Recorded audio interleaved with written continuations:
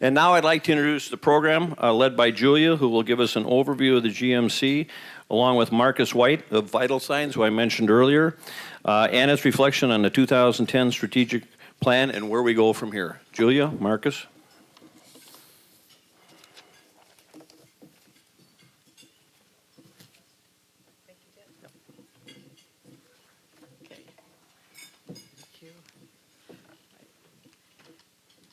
We've got several things that we'd like to cover today, including three things that we want to talk about. One is we had a strategic plan we adopted in 2010, so we want to talk about what we've accomplished off that strategic plan.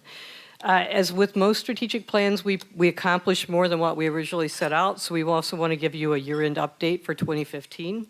And then we also want to talk about the strategy and approach for our 2016 strategic planning process, which actually starts with today's meeting. So if you recall these are the three things we're going to go through. If you recall in 2010, a big focus was on education. And I'm not going to read through the goals because our time is limited, but you have them all in your document right here, so you can follow along if you'd like. But we really had four major things that we focused on. One was talent dividend, which is now a statewide effort called Inspire that's been adopted by DPI. Bradley Tuck, which currently has a refocus plan and a refocus commission as well. Milwaukee Succeeds, which we do in collaboration with many other partners with Greater Milwaukee Foundation in the lead. We focus on Goal 3 on college and career readiness. We were able to obtain a Lumina grant, which helps support a position within Milwaukee Succeeds. And we had just started Teachtown MKE, which really came out of Dr. Thornton coming and asking us for some help in recruiting teachers, and which we met those numbers, and now we are focused on retention. The second area of focus that we had was economic development. And during that time, our focus really was Mike, which was just beginning, which was focus again on innovation and talent. Out of that has come the Commons, as well as Walk the Talk and many other opportunities for innovation across companies and across colleges. The seed fund was one of the things we had on the table. We actually took that off the table because WEDC was making a lot of investment in that with individual accelerators, and we had private funds coming that met the need. Babson Global had started, which now is Scale Up, and which focuses on high growth potential small companies. And we just started our vibrancy projects with the Art Place America grant, which today has led us to create a placemaking in the downtown task force, which is our work both in the neighborhoods and the downtown. The third area was effective government. And in effective government, if you take a look at what we said we wanted to do, which was one, get legislation passed for independently elected comptroller. We passed legislation related to county reform, county finances in terms of looking at that through the comptroller's office, and really encouraging more shared services. So we can check the box on all those strategies related to effective government.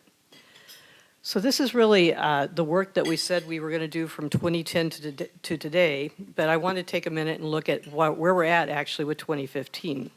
Most of the work that we just reviewed, when you look at it, it focuses on people and building innovation and talent.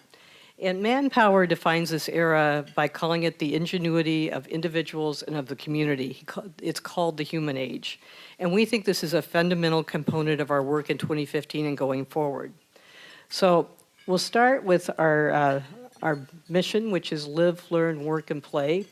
And if you look at live, what we're doing is using the power and civic engagement to cross economic divides and accelerate the success of city and neighborhoods.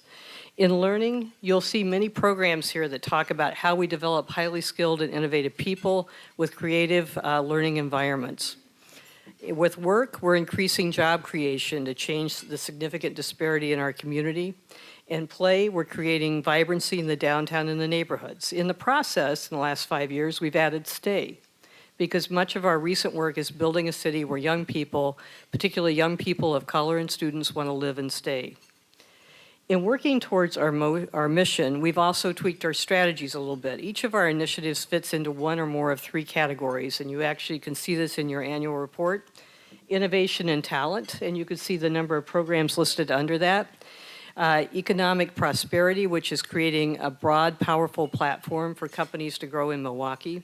And vibrancy of place, that this is a belief in the power of place, that we can use public spaces to increase civic engagement.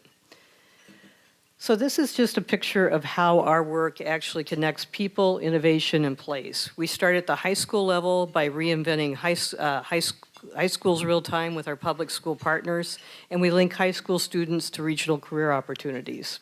At the college level, through Mike's Commons and Milwaukee Fellows, we create learning environments and entrepreneurship, and we connect minority students to Milwaukee and the corporate community. Within the schools, we provide teachers with the support to succeed through Teachtown MKE.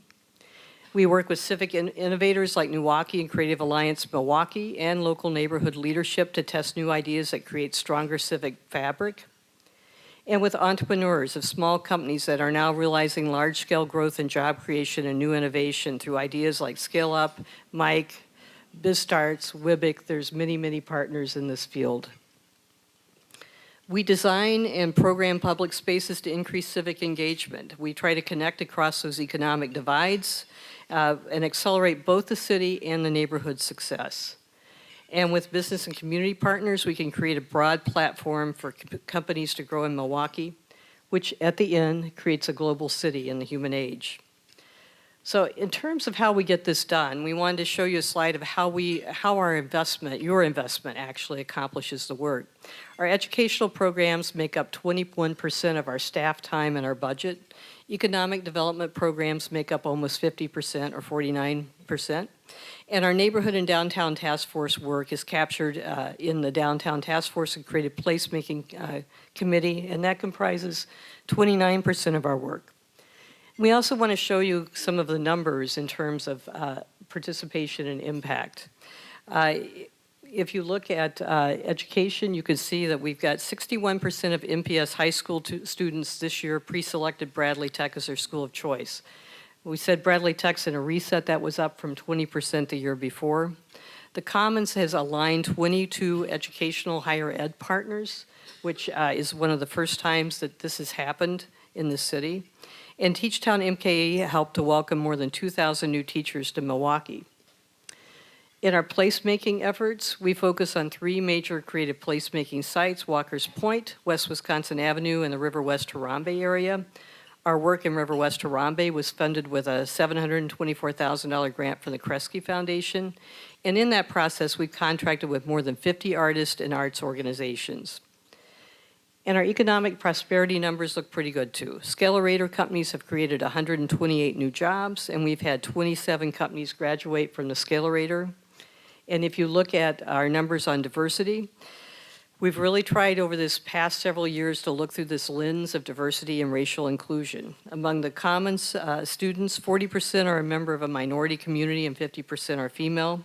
We work in a number of majority minority communities like Harambe, and 33% of the Scalerator companies are owned by someone from the minority community. Beyond the numbers, we're starting to measure impact through outcomes in how we're living our mission. In Live and Stay, we know that the teachers that participated in Teachtown have a 13% higher retention rate in year 1 than those who did not. The 27 Scalerator companies increased their revenues by $30 million over the past 18 months, an increase of 30%. And in Play, more than 40,000 people attended the 2015 night markets. Hi, Ian. Thanks for your work on that, generating $200,000 in vendor sales and leading to perceptions of the downtown as a more vibrant, safe, and fun place. And in Learn, we had 65 students enrolled in the 2015 session of the Commons, with more than 90 students pre-applying for Spring 2016, which, by the way, launches next weekend. What we plan to do in our next year, we will spend more time and resources capturing data to better measure our impact and outcomes. We're going to be developing a new 5-year strategic plan. We think we can do a better job of connecting and leveraging our own programs for bigger impact. And starting today, we want bigger and better feedback loops. So this is the process for looking at the 2016 plan. We're going to start with feedback and data analysis. We need the feedback, and we're going to be asking surveys that we sent out for you to fill out, and we're also going to be using feedback from today's table discussions in that loop. We're going to look at current studies and data in our key focus areas, including our metric analysis. The next step is strategy and goal development. We are going to use the GMC committee meetings and community partner meetings for general input, and the goals and strategies will be developed at the committee level and reviewed at a fall 2016 Board of Directors meeting with our key partners. And finally, outcomes and metrics. We will work with local entities in outcome measurement to develop more effective testing methods. Outcomes and metrics are going to be developed at the staff level, and they're going to be reviewed by the committee, GMC committees and board. So this is our process really for our strategic planning going forward.